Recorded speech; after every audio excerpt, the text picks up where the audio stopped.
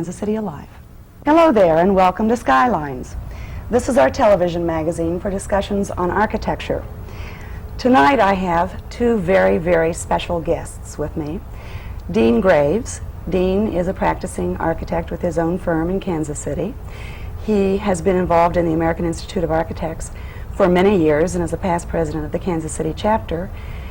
And Jenny Graves, who is the regional coordinator for the National American Institute of Architects Environmental Education Program.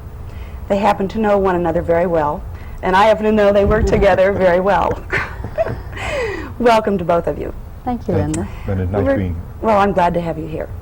We're going to talk about a real special project that Dean and Jenny have both been involved with for a very long time.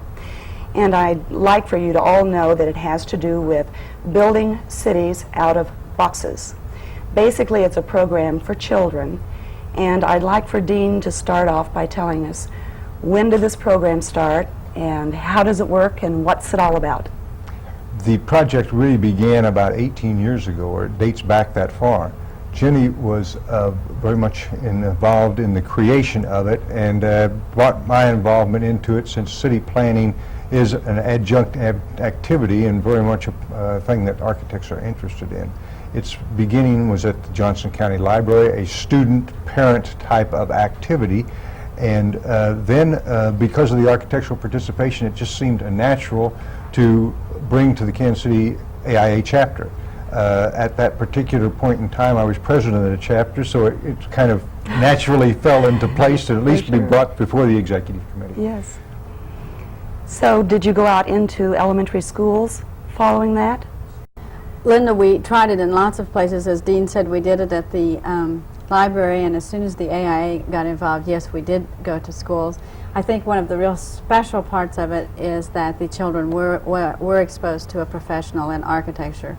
The architect talked to the teacher, helped her get the program going. The children would decorate the boxes, and you can see some of those here. And then as a final culminating part of the project, an architect would come out to the school and work with the students and in some cases help them rearrange their city so that it had to do a little more with city planning as we know it as adults. So that the correct buildings would relate to the correct usages, I understand. We did always emphasize that there was no one set answer, however, and that therefore a lot of the inhibitions of the students were really, and the teachers, were really cast aside, and we could make real cases for certain activities getting positioned in certain locations. I suppose children can sometimes dream up something we would have never thought of. That's really right. Well, there is a real cute example of that. They wanted to have a play yard next to a hospital, and we said, well, you know, that's kind of a noisy activity. Maybe it should be not there, some other place. And they said, well, no, this is where the children are waiting while their parents go inside to visit people. This is where it needs to be. So they had good ideas. Similar to the Ronald McDonald idea today, right. Isn't it? Dean and Jenny brought along some boxes that are samples of past experiences with children. Would you like to describe a little bit to us some of the various kinds of coloring systems and pencils and those kinds of things? They're all different.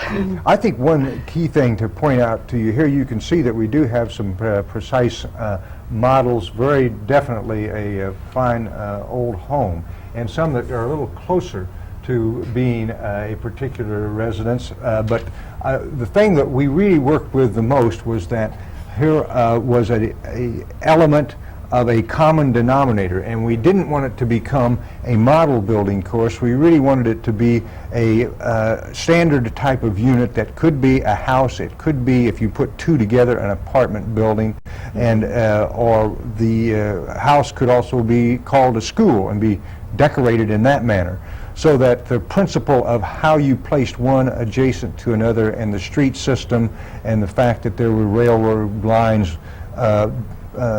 that extended through our city were all important things that we wanted to take precedent over it becoming a design project.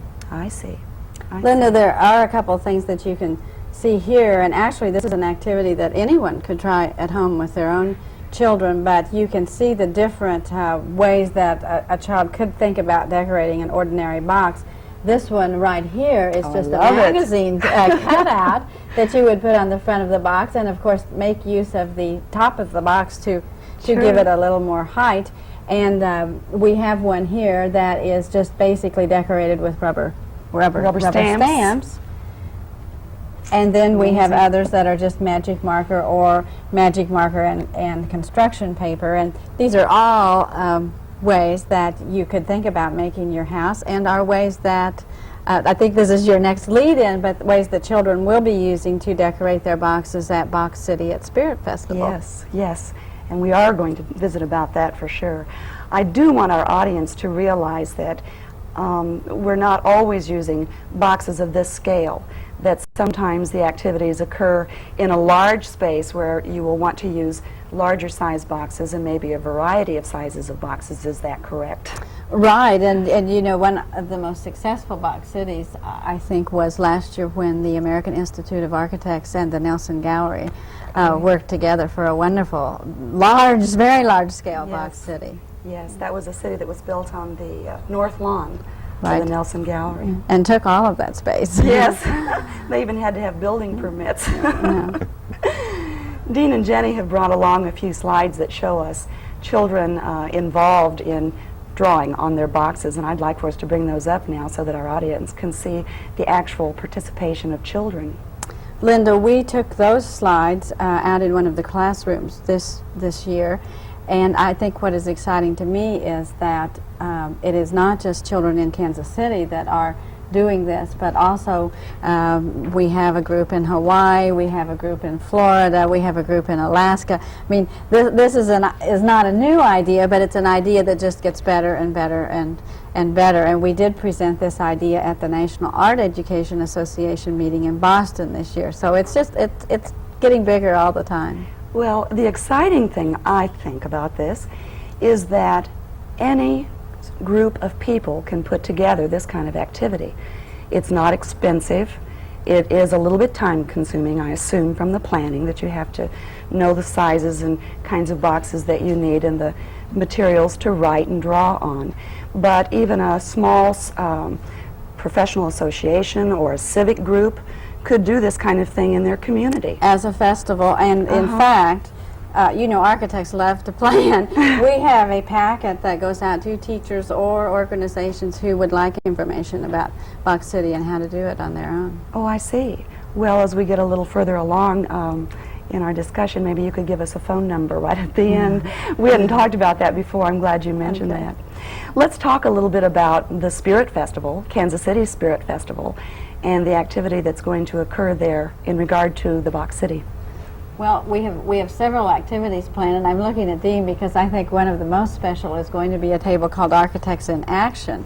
And in addition to the children's activity, we want architects to come and decorate a box right there in front of everybody with the firm name or their name sitting right up there on the table. And I hope, Dean, this is a challenge. That's right. There really is a challenge being put forth Yes. here for firms, individuals, or whomever to come and make their statement, and there'll be quite an opportunity to do it. It's an ongoing thing that will last for the 2 full days of the Spirit Festival.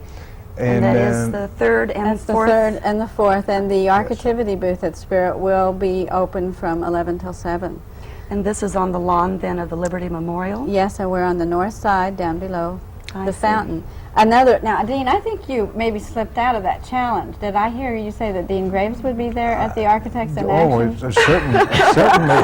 table? No doubt about it. I was quite certain I didn't have any option. Well, another fun thing that we're going to have is the roving Sphinx. And the roving Sphinx, that is like Sphinx, which sits in front of Liberty Memorial, Yes. will walk around and ask hard questions about the built environment. What is the source of the flame atop the Liberty Memorial? What are the trees that line the driveway? How tall is the shaft? And we're not going to tell any answers today because that would be Of course. too helpful, but there will be hints posted and there will be prizes. And I'm assuming that there will be an ongoing activity of children with their parents decorating their boxes and placing them in an area that will then create a city. A giant box city. A giant box city. Now, are the architects who are participating a part of that city, or are you going to have more than one city? No, they're a part of that city. They're part of that city. They'll Yes, place their absolutely. building. This is a very much participatory thing for all levels of the participants at the Spirit Festival, and it's an opportunity to come and make your contribution, go be elsewhere at the Spirit Festival, have a good time, come back and see what is developing. Certainly, I think the incentive will be to come back the following day and see what that city has grown to, What that because city looks it's like. going to start as a village, it's going to grow to a some-sized town, and it will ultimately become quite a metropolis. Wonderful. Jenny, before I say goodnight to each of you, would you please give us the phone number where people could receive the manual that you're visiting about in regard to Box City, or Well, the papers? The American Institute of Architects can make this available, and that's 221-3485. Very good. Thank you both for being here. And thank all of you for being with us today. I hope you'll join us for the next edition of Skylines. Now back to more Kansas City Alive.